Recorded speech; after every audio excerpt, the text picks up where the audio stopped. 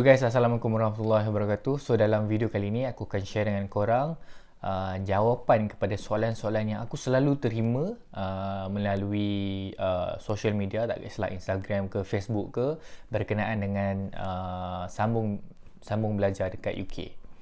Hari ni akan ada lebih kurang dalam 26 soalan yang aku akan jawab, dan aku akan jawab straight to the point. Kalau ada any soalan ataupun any jawapan yang korang rasa aku patut elaborate more untuk korang tahu, just let me know. Alright, so untuk soalan yang pertama, I found my course offered by university in UK. How do I apply for scholarship? So untuk jawab soalan ni secara keseluruhannya, kalau untuk level degree nak sambung belajar dekat UK ni, korang kena go through dengan UCAS ataupun UCAS. Tapi untuk master, sebab kebanyakan soalan ni tanya berkenaan dengan sambung belajar untuk master kan. Tapi kalau untuk master, kebanyakannya boleh apply straight kepada university punya website. So daripada situ korang follow step by step dekat situ, korang boleh dapat offer letter. And then berkaitan dengan soalan tu, how do I apply for scholarship? Aku tak boleh bercakap tentang JPA, tentang Yayasan Daya Diri, Yayasan Terengganu semua. Aku tak boleh nak cakap sebab I have no knowledge about those scholarship. Tapi untuk MARA, it is very simple. You just apply untuk macam antara program-program yang MARA bagi, antara beasiswa ataupun pinjaman boleh ubah yang MARA bagi. Nama program dia untuk master adalah GREP, GREP ataupun Graduate Excellence Program, ataupun Pro MARA, something macam lah, GREP/Pro. So basically GREP dengan Pro ni adalah untuk student ataupun untuk pelajar-pelajar, bakal pelajar yang akan sambung dalam bidang master ataupun dalam bidang PhD. So nak apply dia very simple. Selalunya macam contoh untuk GREP ni, dia akan buka lebih kurang dalam bulan Februari, at least during my time dalam Februari. Lepas tu bila apply tu, dia punya proses very simple. Yang pertama adalah kita apply, and then second dia akan bagi macam untuk case aku dulu, bulan 2 apply, bulan 4 dapat result, and then lepas dapat result tu akan buat satu lagi test, which is psychometric test, and then after that terus dapat scholarship ataupun pinjaman boleh ubah ni. So tak ada interview lah untuk MARA. Punya scholarship ni. And then untuk soalan yang kedua, ada any other scholarship, student loan, convertible loan other than MARA that I can apply? If there, may I know how do I apply? I'm not really sure to answer this question, tapi macam based on my experience, even JPA pun dah buka opportunity untuk pinjaman boleh ubah. Macam yayasan lain, contohnya Yayasan Daya Diri, banyak juga yang apply scholarship macam yang bagi opportunity untuk scholarship macam ni, untuk convertible loan semua. Tapi I will get more into this nanti. And then yang ketiga, how much is the average cost of living per month in Manchester? Especially if I intend to bring together my wife and 1-year-old son, just in case my sponsorship or scholarship only cover tuition fee. So average cost untuk hidup dekat Manchester ni, dari segi makanan, untuk seorang lebih kurang dalam 150 ke 200 pound sebulan. Untuk rent pula lebih kurang dalam 200, paling murah lah untuk seorang 250 ke boleh pergi sehingga dalam 700 sebulan. Tapi average untuk Malaysian student lebih kurang dalam 300 pound lah. Tapi kalau untuk family lebih kurang dalam 600.5 boleh dapat satu rumah, which is ada 2 bilik, and then sesuai untuk anak seorang dalam 600.5 lah. And then dari segi tempat dekat Manchester ni, sebagai contoh, kalau dekat area yang agak famous untuk student duduk, dekat tempat area yang aku duduk sekarang, nama dia Rusholme. So ni agak dekat dengan universiti, dalam lebih kurang dalam 15 minit atau 10 minit jalan kaki dah sampai universiti. Kalau untuk family, selalunya akan duduk dekat area-area macam dekat Poplar, nama dia eja dia POPLAR, ataupun dekat Cheetham Hill. Ini antara tempat-tempat yang sesuai untuk family ataupun orang yang dah berkeluarga dia duduk lah, yang dah ada anak ataupun yang dah berkahwin. Sebab dia agak murah, tapi dia agak jauh sikit, lebih kurang dalam 20 minit ke 30 minit, ada yang macam kena naik bas juga kan. Tapi dari segi kos dia tak mahal sangat. And then untuk soalan yang seterusnya, soalan keempat, University of Manchester ni terkenal untuk program apa? So sebenarnya University of Manchester ni banyak bagi program-program yang memang yang pelbagai lah. Tetapi kalau untuk Malaysian student, especially untuk scholarship, ada list of numbers of, ada list of courses yang sponsors kita akan agree to sponsors. So kalau macam contoh you guys nak datang ke sini dan bergantung pada sponsor, better check dulu list tu mana yang align ataupun mana yang tak align dengan sponsor tu.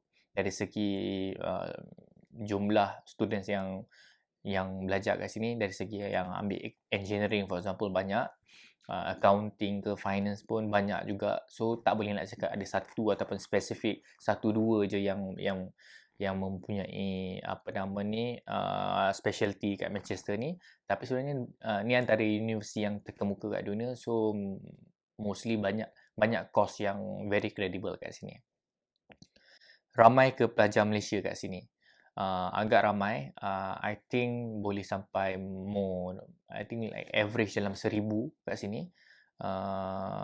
Termasuklah yang sponsors ataupun yang tak sponsors. The numbers might be a little bit wrong because I haven't like really count the head of the people here. Tapi macam based on the environment kat sini, it is easy to see Malaysians, tak kisahlah dalam kelas ke, dalam school ke. But that's the perks of living in Manchester. Tak rasa homesick sangat. And then soalan seterusnya, pelajar Malaysia kebanyakan yang ambil bachelor atau master degree dalam bidang apa? Macam berbalik pada jawapan saya tadi, bachelor banyak yang ambil finance, ambil benda-benda yang basic lah. Sebab macam mostly bila orang nak sambung bachelor studies ni macam we don't really know what we want to do in life yet kan. So kebanyakan orang ambil just follow the flow, follow the sponsors. Tapi masa master ni kita dapat tengok ramai orang yang dah cuba keluar daripada kepompong yang sangat sangat close radius dia. Orang dah start keluar untuk explore new things, new field of knowledge. Bagaimanakah sistem pembelajaran di University of Manchester? Kalau macam sekarang ni, kebanyakan pembelajaran dia lebih kepada online punya learning disebabkan COVID ni. Tapi macam sebelum-sebelum ni untuk master, at least for my course dalam Innovation Management and Entrepreneurship, dibahagikan kepada 3 bahagian. Yang pertama, untuk SEM pertama ada lebih kurang macam 4 course wajib yang kita kena ambil. So ada exam, ada coursework, ada group projects. And then untuk SEM kedua lebih kurang benda yang sama, dan tapi untuk SEM yang ketiga dia specialisekan kepada nak buat dissertation, untuk research, untuk thesis. Ini antara benda yang macam proses je lah. Untuk master dia ada 3 semester, and then after complete 3 semester tu boleh dapat master. And then soalan seterusnya, kalau student tak faham suatu perkara, mudah tak dapat bimbingan? Sangat-sangat mudah. Just email je profesor. Email profesor, because even right now macam disebabkan COVID ni, banyak semua benda dah jadi online. It's very accessible. Kalau macam ada masalah semua, just jumpa je. And then diorang semua ni, macam profesor-profesor ni sangat-sangat membantu. Sometimes bila kita discuss dengan dia, and then if you are a really good students, not just in class, means kalau macam like you go outside, you do something outside, do things yang macam buat something yang very practical, they will support you. Especially for me in my business school, diorang sangat-sangat menggalakkan macam like students untuk explore in term of like entrepreneurial punya activities. Diorang sangat-sangat support. And then seterusnya, bagaimana untuk menghadapi kemungkinan stres belajar di luar negara ni? So basically, kalau macam stres ni sepatutnya lah, kalau macam if you are a sponsored student, and then macam like your life here, your study life is good, there's nothing need to be worried. Tak perlu stress pun. Tapi kalau macam like for example, if this thing happen, get back to your roots. Find your friends, talk to people that you feel like talking, and then join activities so that you can stop worrying about those negative thinking, and then just be healthy and then keep a good lifestyle. And then untuk soalan seterusnya, how do you plan well on studies? So basically it depends on like what do you want to achieve. Like if you want to get like 4.0 CGPA, you will definitely be like really focused on your studies. But if you are like me, in which you care about your studies but you don't really care about it, I mean in terms of like you are getting something outside of the classroom, not just inside of the classroom. Macam even Jack Ma pun cakap kan 3.0 pun dah okay kan untuk ni, because like you have time to study and to learn about other things, experience new things in life kan. So yeah, untuk how to plan well your studies, it all depends on you. Macam how well you study before, even tak kisahlah masa SPM ke, masa degree ke. So it all reflects back to you lah. And then ada masa ke untuk jalan-jalan? Yes, definitely. Macam bila break ke, even macam sekarang ni kan, banyak students yang macam actually tak pergi kelas pun, just diorang travel, and then belajar online lah. Sebab sekarang ni semua macam like stay at home punya mode, di mana macam semua benda online learning, tak ada macam face to face dekat kelas. But things mungkin akan change lah if things go back to normal untuk classes tu. Tapi dari segi time frame untuk jalan-jalan, tak ada masalah. Boleh travel like the whole UK, boleh pergi Ireland, boleh even kalau macam waktu dah okay sikit. Banyak sebenarnya students yang belajar dekat UK, kat Manchester ni, diorang fly pergi Spain, pergi Europe, macam-macam tempat lah. So ada masa untuk jalan-jalan. So kelas seterusnya, kelas selalunya start pukul berapa dan habis pukul berapa? It depends on the class itself lah. Kita boleh pilih waktu kelas mana yang kita nak, waktu pukul berapa yang sesuai. Sebab kalau macam contoh kelas kita ramai sangat kan, at least untuk my class ada beberapa session lah. Kalau kelas tu specialize untuk 20 orang ke, 25 orang, 30 orang ke. Tapi kalau macam contoh engineering punya course, kelas-kelas dia akan jadi kelas-kelas yang besar dalam auditorium. Kalau macam kita tengok cerita Three Idiot kan, kelas dia macam tu lah. And then untuk seterusnya, bagaimanakah kehidupan seorang Muslim di Manchester dari segi solat 5 waktu, solat Jumaat dan puasa Ramadan? So aku start dengan puasa lah. Puasa sama je, cuma panjang sikit. Dalam pukul 3 pagi sahur, and then pukul 9 malam berbuka puasa. Ada kadang-kadang 9.30 malam lah. Agak lama kalau compare dengan Malaysia. Solat Jumaat is very simple. Dekat kawasan-kawasan ni ada banyak masjid, especially kawasan-kawasan dekat Rashom ni. Kawasan-kawasan Rashom ni banyak ada masjid, contohnya Masjid Shah Jalal, Masjid Furqan, di mana macam during COVID punya time ni dia buat stage, contohnya pukul 1 sembahyang Jumaat pukul 1, pukul 2, pukul 3, supaya orang boleh banyak datang lah. So untuk solat Jumaat tak payah risau sangat. Untuk solat 5 waktu tak ada masalah, as long as macam dekat kawasan, maksudnya ada rumah and then ada tempat yang sesuai kan. So basically macam tu lah. Untuk kalau kehidupan seorang Muslim boleh macam biasalah, boleh macam dekat Malaysia. And then seterusnya, adakah masyarakat di sana friendly dengan Muslim? I would say yes, especially dekat Manchester ni. Kalau macam contoh, kita tak boleh nak generalize semua kan. Ada certain yang macam kalau dia rasa macam they are not okay with Muslim, they will be not okay with Muslim. Tapi as far as I know, based on my experience 1 year kat sini, aku rasa macam tak ada masalah pun. The community is very friendly. Dia sangat-sangat tolerate with each other, and then soft spoken jugalah British ni. So yeah, even sebab dekat kawasan Manchester ni banyak population Muslim juga dekat area di sini. So untuk benda ni tak ada masalah lah, sangat-sangat friendly. kemungkinan untuk dapatkan halal food yang tidak dijual sekali dengan non-halal food. Ini tak perlu risau sebab kat Manchester ni banyak population Muslim, so banyak kedai-kedai, contohnya Worldwide Superstore, Muslim owned juga, apa nama ni, kedai-kedai superstore yang ada dekat sini, yang jual grocery semua, banyak yang owned by Muslim.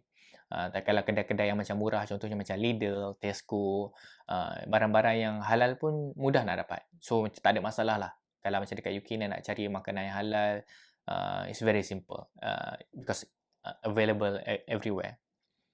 And then soalan seterusnya, daily, weekly and monthly expenses in Manchester. It depends on you lah. Kalau macam like you are students, contoh you are masa student, you dapat lebih kurang, kalau kat Manchester ni, lebih kurang £1,012. So untuk rumah saja dalam lebih kurang 300, makan dalam 150, 400.5. So balance tu basically your life lah. Macam like you nak saving ke, you nak buat investment ke, you nak buat apa-apa dengan that money pun depends on you lah. Kalau you nak makan luar selalu ke, nak explore things, nak pergi travel ke semua, it depends on macam how well you manage your money lah. Tapi £1,012 tu is more than enough. Tak perlu kerja pun kat sini. Tapi kalau if you are working here, that's a good experience lah. And then untuk seterusnya, bagaimanakah employment rating untuk graduan University of Manchester? So dari segi the exact numbers of rating, I wouldn't say that I know. Tapi dari segi untuk kebolehpasaran graduan daripada University of Manchester ni, jarang lah untuk seorang graduan daripada University of Manchester ni untuk struggle untuk dapatkan kerja. Basically sebab macam satu dah belajar dekat top university, even University of Manchester pun ranking that I'm not sure whether 26 or 27 this year, tapi it's a good ranking so that other people believe in the university itself dari segi ranking tu, dan it reflects to the student as well lah. Bukannya macam universiti yang macam tak terkemuka. Maksudnya dari segi weightage je untuk graduan daripada University of Manchester ni, dia ada tinggi sikit weightage dia, especially kalau dekat Malaysia lah. One of the reason I choose University of Manchester because of its name and ranking as well.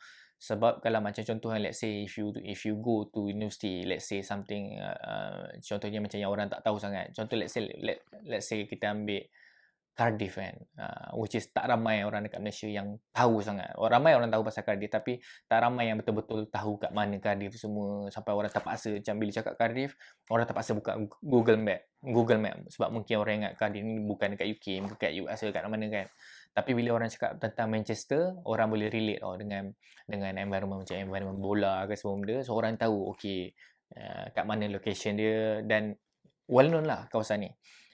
And then soalan seterusnya, apa perbezaan BSc ataupun Bachelor of Science, Accounting and BA? Apa perbezaan antara BSc Accounting and BA, which is Bachelor of Art, Accounting and Finance? So basically untuk jawab soalan yang ke-16 ni, I'm not really sure apa sebenarnya difference between account dengan accounting and finance.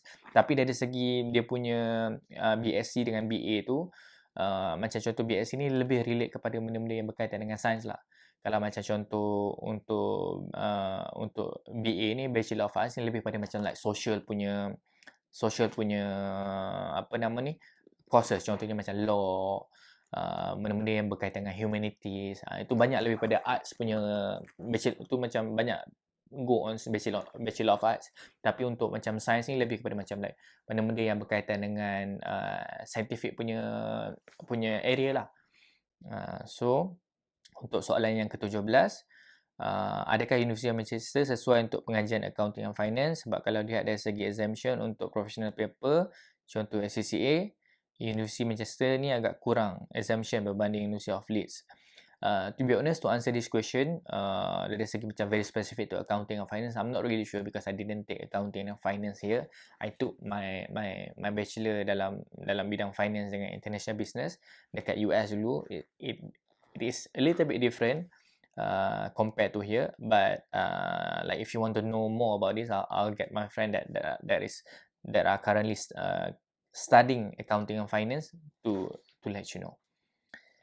Apakah kelebihan belajar di University of Manchester? Selain daripada ranking tadi, experience belajar dekat luar negara, satu. And then dari segi tempat-tempat yang boleh access daripada kawasan sini pun okey. It depends apa yang you cari. Kalau you cari career wise punya opportunity, dia akan reflect balik tentang apa benda yang you belajar dekat sini. And then apa benda yang you belajar kat sini akan reflect balik jenis kerja yang you akan dapat lagi nanti. So kelebihan belajar dekat Universiti Malaysia ni banyak sebenarnya. Tapi macam I rasa macam unthinkable lah at the moment sebab macam like semua benda yang you explore dekat universiti, dari segi jumpa-jumpa orang, socialize dengan people, networking dengan orang yang ada, alumni ke semua, level lecturer kat sini, macam mana dia engage dengan student, macam mana how well versed are they in the real world. Sebab macam some of the tenaga pengajar dia macam not really good at like real life punya ni, banyak ajar teori je. Tapi kebanyakan profesor-profesor kat University of Manchester ni banyak yang macam very outspoken punya person dan diorang involved dalam real life punya activities. So I would say I would recommend this university to everyone yang macam interested lah nak pergi. And then sebenarnya nak dapat University of Manchester pun agak senang, especially during this time lah, during COVID punya time ni. And then seterusnya, bagaimanakah nak pilih kursus di universiti luar negara? Adakah berdasarkan MQA juga atau bagaimana kan? So sebenarnya kursus ni kan, kalau macam especially untuk master, kalau master ni lebih pada macam apa yang kau nak belajar sebenarnya, apa yang kau nak master about kan. So benda-benda macam tu lah. Tapi kalau benda berkaitan dengan kursus yang basic, contohnya macam like degree punya kursus kan, aku rasa macam lebih kurang sama je. Apa-apa yang kau ambil semua benda, dia tak ada